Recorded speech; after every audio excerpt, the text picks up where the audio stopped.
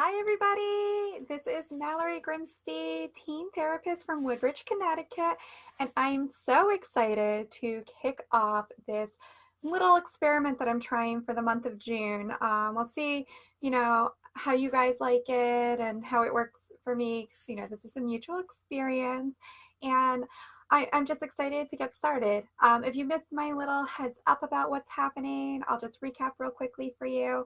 And first of all, if you're joining us live, welcome. Thank you. We're happy to have you here with us. If you are catching us on the replay, thank you for joining us later.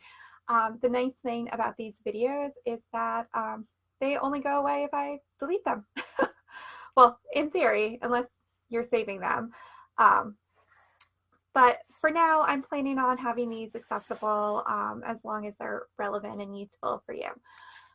So basically, over the past year on and off, I've asked you all in my community, what are some of the things that you have enjoyed and found helpful, and also what sort of help are you looking for? And the one thing that I kept hearing over and over again was that you all prefer videos. As much as you like reading what I have to say, you like watching me talk about it, which is kind of funny because as a therapist, I do talk a lot, but in therapy sessions, it's more about, my clients doing the talking and me reflecting and listening back to them. So, it's interesting on here that you guys want to hear me talking what I have to say. So thanks. That makes me feel great. So what I had tried to do was behind the scenes, I tried to start recording and editing and scripting out these videos answering the questions that you've been asking over the past year. And what I discovered is that I wasn't really loving doing that. It didn't feel good to me. It didn't feel like me when I watched it over. And so I thought, you know what, you guys really like it when I just talk live and I just am who I am. And that is what therapy is all about too, is being who you are and being real and being vulnerable. And so you will catch me when I'm having bad hair days. You'll catch me with like all made up and no makeup, because that is how I live my day-to-day life. And that's how you all are living your lives too. So I thought that this was a better use of our time together. Thank you, Lori and Janina and Patty, it's my mom, for joining. It's great to have you here. So for my very first Ask a Teen Therapist, I just want to back up for a second before I answer my question that I was asked. That question was, as a teen therapist, do you recommend the Netflix series 13 Reasons Why? And I have that answer for you.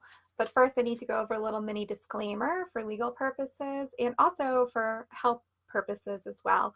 The information that I will be providing in this format and throughout social media and blogging and everything, this is not counseling or psychotherapy.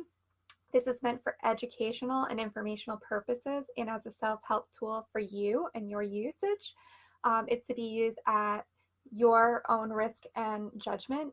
And if you are under 18, I do recommend that you talk with a parent or legal guardian about whether or not you should be viewing this content as well. And if you are really feeling like you need to talk to a mental health therapist, like you need more support, reach out to us. We are here and we are ready to help you. We go into this field to help people because we know the power that therapy can have in transforming your life for the better. And if we could, we would help everybody. But we're all just individual people. And so if you're not reaching out for that help, we can't know that you want it. So reach out to us. Let us know if we're not the right fit or we don't have the space at the moment. We will help link you up with who that person needs to be. I highly recommend reaching out to somebody locally because at least in the United States, you can only practice with people in your state. So just be aware of that. If you're catching this from any other state than Connecticut, I might not have somebody to link you up with, so it might make sense to reach out somebody to you. I'm going to forewarn you, if you have not finished through the second season of 13 Reasons Why, I will be talking about some spoilers. So you might want to pause this and come back to it after, or if you don't mind having spoilers in place, that's okay too. So I've been asked several times, what did you say, Patty? You're or gonna do a spoiler if I say what? I'm in middle of we think alike. I don't know what you're saying, Patty, but I am going to be talking about what happens in season 1 and season 2, so there will be spoilers if you're not caught up with those 2 seasons. I've seen both seasons fully. So do I recommend the Netflix series 13 Reasons Why? No, I don't. And let me tell you why. So I'll start with the positive. I do think that the creators of the show and the people who are the consultants on the show were very well intentioned. The topics that are depicted and defined and elaborated on in the show are very real situations that do happen for some of our kids. That does not mean that it happens for all of the teenagers in our world. And it does not mean that all of the teenagers in our world are exposed to this intensity or this graphic of acuity of these different problematic situations. Hi, Cassandra. That being said, I do believe that they intended to start conversations. I do think that they have been successful in starting these conversations. I don't agree with the manner in which they have done this, because I do think that balancing starting the conversation and having people hooked in and watching a show, the entertainment portion of it sometimes like overarches the content that they're trying to produce. So what I mean by that is that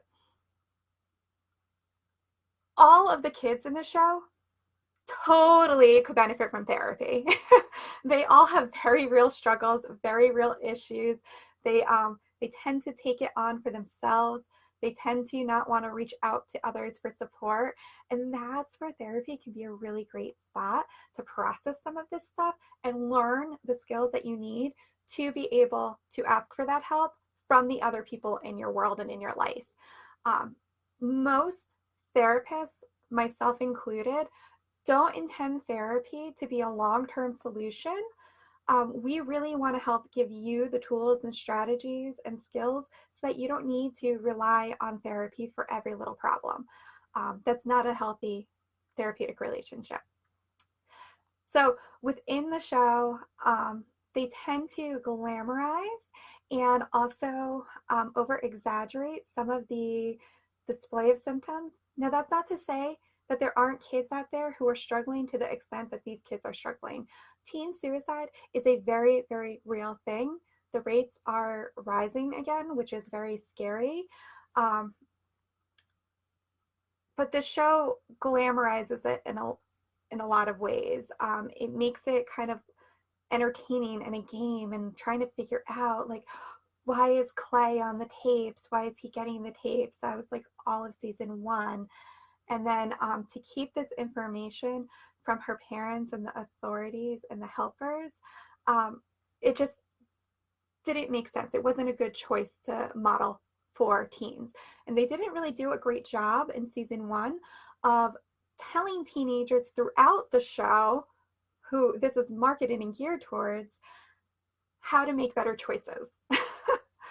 Season 2, I was really happy to see that they were starting to do a little bit more of that. I love turning on the series and having that that little intro that I threw up on my Instagram, because talking about it can make it better. If it didn't, I wouldn't have a job. It doesn't mean that it's the only solution, but it is a helping start for sure. And sometimes that might be all that you need. But that's the entryway in. So that I was really happy to see. I also think that they did a lot better job in season 2 of not trying to be so like in your face and dramatic and like, oh my gosh, this is happening. And so that was a really good thing too. Some problems that I had with season 2 was definitely the last episode. Oh my gosh, there's so much wrong with that. There did not need to be such graphic intensity shown. I think that was very alarming and triggering, and there wasn't much warning besides a very brief little disclaimer, which they said, warning, this information has explicit content. I forget the actual wording, but like it did not prepare or you at all for the fact. And this is going to be a spoiler for those who have not seen it.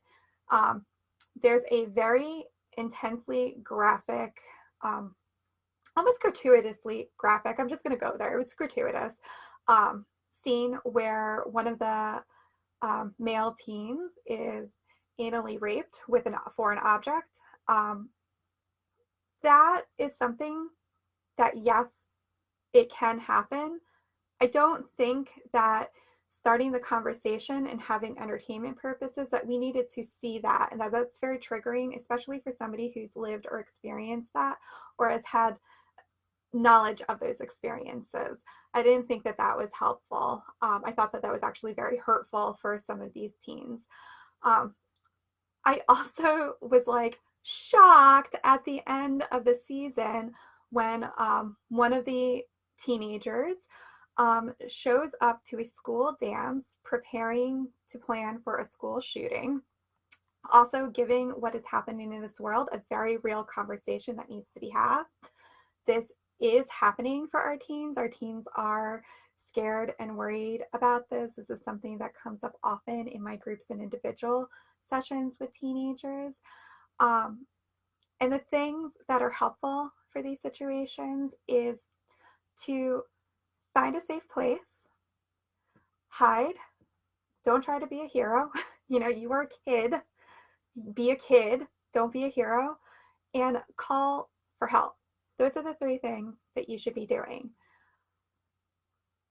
The kids in the show took it upon themselves to stop the shooter and to help the shooter get away. And that's not helpful.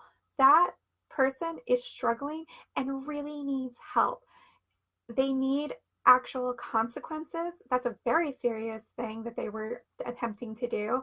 That just goes right there, the acuity and the intensity of their emotions and how it's not helping them and can be very dangerous for themselves and others in their world.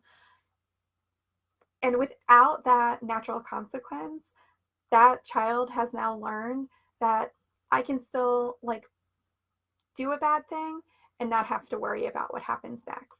So that was a horrible thing in my opinion. The other thing that was really dangerous about that is that this is a kid who has no training in de-escalation or therapeutic anything. We have trained FBI negotiators who do this for a living, who sometimes can't talk their targets from stopping the action that they're intending to do.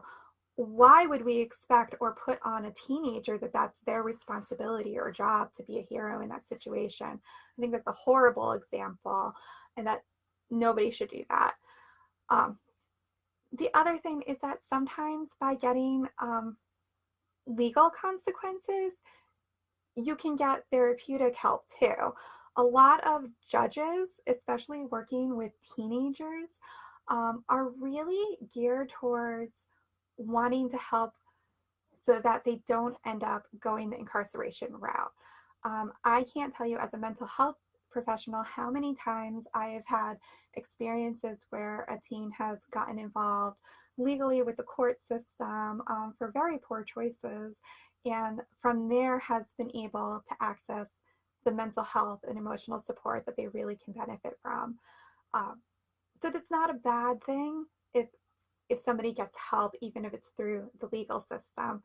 So those are just basically my initial thoughts on the first 2 seasons of 13 Reasons Why. Oh, one more thing. I can't believe that I forgot this. This was the most important thing that really excuse my language, but it really pissed me off.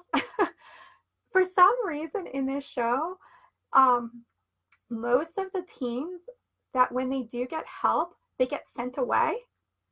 And that's not the only option. That's actually a very extreme high level of care. So there's a whole range of help that teens can have access to. The lowest level that we consider would be like once a week counseling, either with individual therapy or group counseling. They did show a support group for trauma survivors, and I did appreciate seeing that. Though that group was not a therapeutic support group, that was a self-help support group. So there's a little bit of a difference in there. It wasn't run by a therapist, which that's okay. But it didn't really depict the reality of the options that are available for our teenagers. They had a lot of people going to residential level of care, which that is needed. They did show one of the teenagers getting help by going to the hospital, which it looked like there was a medical problem with that. So yes, absolutely, call 911. If somebody has taken action or is talking about hurting or killing themselves or somebody else, that's a 911 call, or in our area, it's a 211 call, which is mobile crisis. Lisa says, I didn't like the violence in the bathroom. I felt very sick and nearly threw up. I cried for that guy. Call 911 whenever there's a threat. Yes, yes. I can't reiterate that enough. Those are definitely situations where you need to call 911. But there's other help out there, and it doesn't need to jump to residential every time. The first step really should be talking to a mental health therapist or a psychiatrist if you're feeling like you need medication. In the state of Connecticut, psychiatric APRNs can also prescribe psychiatric medication. It might be different state to state or country to country. So just double check with your area about who's able to do that. Some pediatricians may feel comfortable to a point prescribing, but if there is something acutely psychiatric going on, it's really best to go see a specialist. So those are all my thoughts. Sorry to go a little long on this. If you have any other questions for me as a teen therapist, I'm happy to answer them to the best of my abilities. Please drop in the comments if you agree or disagree with anything that I've said today. If you have a different opinion, if I missed something that you think is important. But my overall answer to this, as a teen therapist, do you recommend the Netflix series 13 Reasons Why? My answer is absolutely not. I don't think it was helpful. I think it was gratuitous, and I think there are better ways to have these conversations and teach our kids how to ask for help. All right, thank you all for joining me. I hope that this was helpful.